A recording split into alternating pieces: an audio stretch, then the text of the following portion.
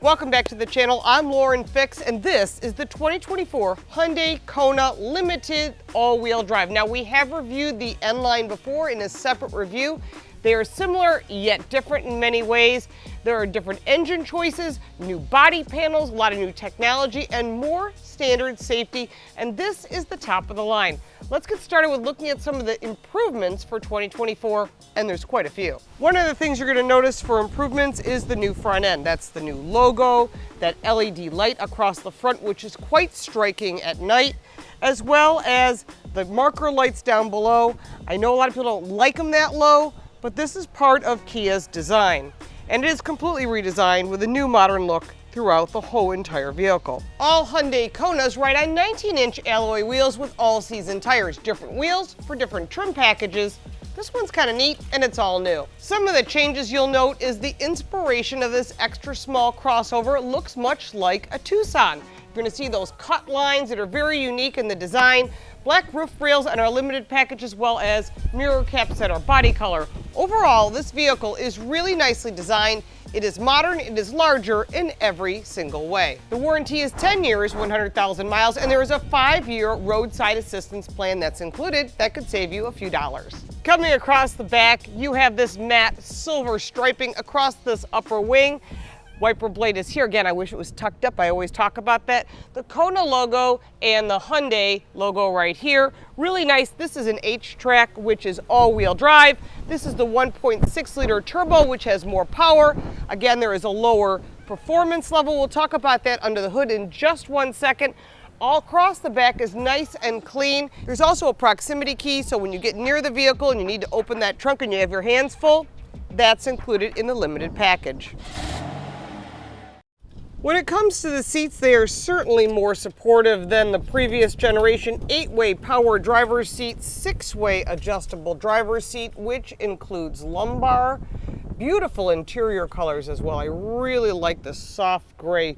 Nicely designed new headrests as well. The passenger seat on our test vehicle is manual, but it is 6-way adjustable and is not power. The interior is a vegan leather, translated as leather. It is not available as a leather interior. Going into the back seat, you've got seating for 3 and 2 latch systems for child safety seats. Behind the passenger seat is netting. There is no netting or storage behind the driver's seat. Behind the center console, you've got ventilation as well as 2 USB-C charge ports. In the doors, you're going to see more modern storage as well as audio speakers and car storage. I like that it's all monotone. It actually looks really, really nice. And just black for behind the center console. Pull down that center armrest. You've got 2 cup holders, and the seats do recline, and they are 60-40 split. There is a sunroof that does not go back to the back, but just over the driver front seats. One of the things you'll note right away is the shifter is no longer in the center console. It is right here. You can turn it to go into reverse. When you put the vehicle into reverse, that crystal clear camera, and this button is really cool. When you press that, you get a full around view of the vehicle, and you can actually turn the vehicle to see it where it is, so you can see if there's anything in the way, so you don't back over anyone or anything. Really, really smart and very creative, and also a very big safety feature. One of the features in the Limited that is not available on the N-Line is when you put on that turn signal, you have a blind spot camera, not just on this side, but also on the right side. That is genius, so you don't hit anything. A big safety feature. If you've recently been in a Hyundai or Kia product, you'll see these new screens have been improved. Their touch screens are really easy to use. There are 2 12.3-inch displays that are continuous piece of glass. It's reconfigurable also, and of course standard Apple CarPlay, Android Auto, wireless is optional, and of course everything is included, Blue Link and ambient lighting. Now, there's all these features we've seen before, nothing unusual, Hyundai CarPlay and setup. You can go into the diagnostics, the maintenance, all of that is here, which is great. Go into the settings, you can go into the vehicle, and then you can find your safety, which is called driver assistance. Now, all the safety features are standard on this vehicle. And I think that's one of the smart things, and that's why they call it Smart Sense, which includes the forward collision warning, which is right here. You can choose how it works. Also adaptive cruise control, safe exit alert, and many others. Advanced driving assist systems include remote parking, which is available through a key fob, blind spot camera, which I just showed you, lane centering assist, front cross traffic warning, as well as other features. They're all here. They're explained, which is really smart. You can put on what you want, shut off what you don't want. You can have late assist as well. Go back to that driver assistance menu.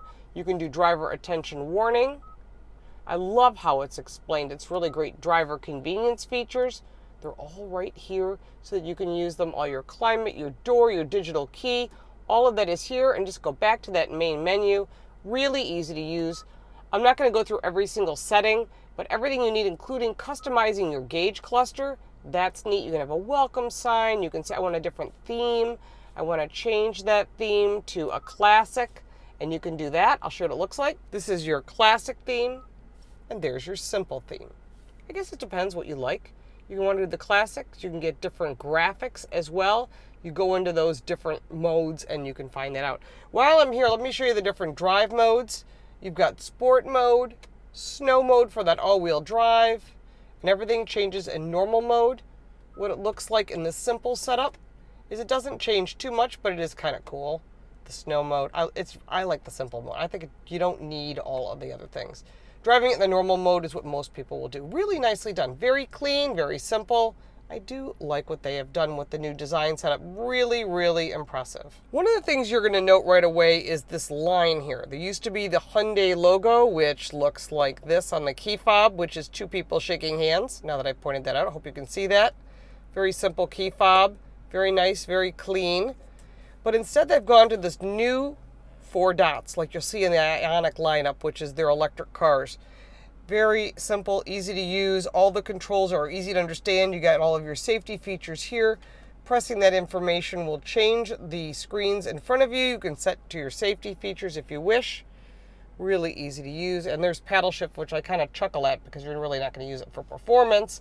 And you've got your wipers and your lights are on the other stalk. Our Limited is top of the line and does not have memory seat settings, but it does have all power windows and mirrors right here. I do like the new clean details, the aluminum touch points, soft touch points where needed, and of course tons of wireless charging. One of the neat things I noted is you can put your phone here on the charger and get it to charge. But let's say it's not. What do most of us do? Yes, it is excellent, as my phone says. It's a great idea. You can also put your phone sideways here if you wish, if you're watching something, or just remove it and you can put items there. Really nice that you can put a pen there or something, but all the charge ports are here. Further back, you've got 3-stage heated seats, 3-stage ventilated seats. Your drive modes are here. Your 2-stage heated steering wheel, which is a lot for a car at this price point. Really impressive. Get to that camera anytime you need it, is right there. Now this is something that's new for Kia. You're starting to see it in a lot of their vehicles. If you've got 2 drinks, you can put them here. If you've got no drinks, you can just push those in. And now you got room for a sandwich or your purse or your wallet or your whatever you want to put there. You need to have your drink holder, 1 or 2. They're right there. Very creative. Lots of places for storage in here. There is no actual glove box in this little tray here. But there is plenty of storage down in here, and I think that is very, very helpful. Across the front of the passenger seat, new details here on the N line. This is red. More storage here, which is nice, and a jumbo glove box, which is also a very nice feature. Really well designed. I'm super impressed with what Kona has done to the interior of this vehicle. Lots of improvements. I have a feeling this vehicle might do pretty well in the North American SUV of the Year lineup. It is running, but there's a lot of competition. So we shall see, but I'm liking this vehicle a lot. Under the hood are 2 gasoline engine options and an all-electric option we will review separately. The SE and the SEL trims have the 147 horsepower 2-liter engine, which is standard, and the N-Line and the Limited, which we have here, is the more powerful 190 horsepower turbocharged 1.6-liter engine. The SEL and the SE get a 28 miles to the gallon combined on front-wheel drive, and the N-Line Limited and all-wheel drive versions get 26 miles to the gallon combined. All of them are backed by an 8-speed automatic transmission that offers a much smoother shifting process than in the previous generation. 0 to 60 time, 9.2 seconds. The Kona comes in front-wheel drive or all-wheel drive. The new 1.6-liter engine is just enough power for this vehicle. You don't need a rocket ship. You're driving a 5-passenger, 4-door, compact crossover that gets you everything you need in essentially an SUV. Like I said in technology, one of my favorite features is this camera. It's a blind spot camera. It shows you the line, it shows where you are, makes you feel even more confident behind the vehicle because you know what's going on around you because it's about seeing and being seen. The new vehicle with this more spacious room is unbelievable. I mean, compared to the previous generation, which was good, this is substantially better. More cargo space, more interior room, new technology, more standard safety features, a beautiful crystal clear around view camera, and the ride is nice. Now I have this in a different drive mode. Let's go to normal. Okay, now we're in normal drive mode. This is where you're gonna drive it, let's be honest. The only time you're gonna use sport mode is if you feel like you want a spirited day or you need to pass something. It's gonna change the shift points. It's not going to be like a performance car where it changes the suspension and everything else. It's just gonna change the shift points so you can get a little bit more power out of it. For me, I would just drive it in the normal mode, and having that all-wheel drive available when it's really icky out, because we live in Buffalo, that makes sense. You live anywhere in the upper half of the country, all-wheel drive makes sense, or maybe some situation where you have a need for all-wheel drive. This is not an off-road vehicle. Sure, you can do light off-roading to a campsite, to a soccer field, or something like that. That would be more than fine. But as far as brakes and performance and handling, I've been driving this vehicle for a week. I drove the N-Line as well, and I drove it also at the North American Car and Truck of the Year jury. We had all the vehicles when we test drove it again. We'll drive this vehicle quite a few more times in all the different trim levels. Hyundai is really big on these awards, and they really want to showcase their technology and their new design, and I think they've done a fabulous job with this car. I'm really liking all the little details on this car. And between the N-Line, which I love the interior, and the Limited, which has all the luxuries and technology, I'm torn. I love the interior of the N-Line. Maybe they'll make something even cooler with a combination of the two, where you get the Limited luxury with those seats, because it had the red in it, which I really like. Check out that other review. It's up here. You're going to love it. I really, really like that. But overall, this vehicle's got so much to offer. You would be very content with this vehicle. If you're used to something that's more luxurious, you're not going to say, oh, this is horrible. You're more likely going to say, I'm impressed. And many of the jurors on the Noctoy jury, as we call ourselves, and other writers have said this vehicle is more than just transportation. And I think that's what Hyundai did that was super smart. I think one of the biggest selling points of the Hyundai lineup, and this also goes for Kia and Genesis, is that 10-year, 100,000-mile warranty. If you're going to buy the car, this is a major selling point for the vehicle. If you're going to lease it, it's not really going to make a difference one way or the other. In both cases, you're going to get 5 years of roadside assistance, which is a nice little feature. Many manufacturers are starting to include that. And again, it's all about saving a few dollars here and there, and this vehicle does that. But I like this vehicle. It does really, really well on the roadways. A nice, comfortable ride. We'll be driving the electric vehicle at another time. It has to be a completely separate review because it's going to have different propulsions and a few other features that this vehicle doesn't offer. When it comes to cargo space, there is 6 cubic feet more space behind the second row seats than the previous generation. The total figures are now up to 25.5 cubic feet of storage with all seats in place, 63.7 cubic feet of storage with that second row folded flat. They do fold 60/40. This makes the Kona one of the roomiest models in its class for cargo space, and it also offers a spare tire, which many of its competitors do not offer. When it comes to the price for the 2024 Hyundai Kona, it is quite value-based at $25,435, going all the way up to $33,000 for the top-of-the-line limited all-wheel drive, which we have here. Our vehicle has just a few features, and it came in at $34,000.